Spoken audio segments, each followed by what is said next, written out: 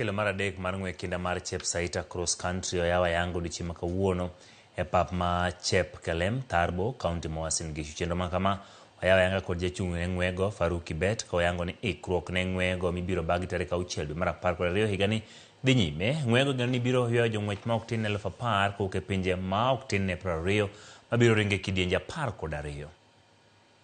And if you continue in the same tempo, if you continue giving the support that is necessary, I think in 10 years, this event will be something else.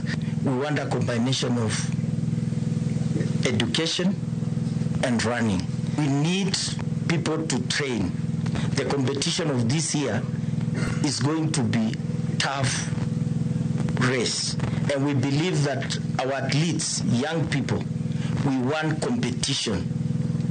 This round time, we'll ask our old people, like Kipkoech, to stay away from the race so that we see these young people competing.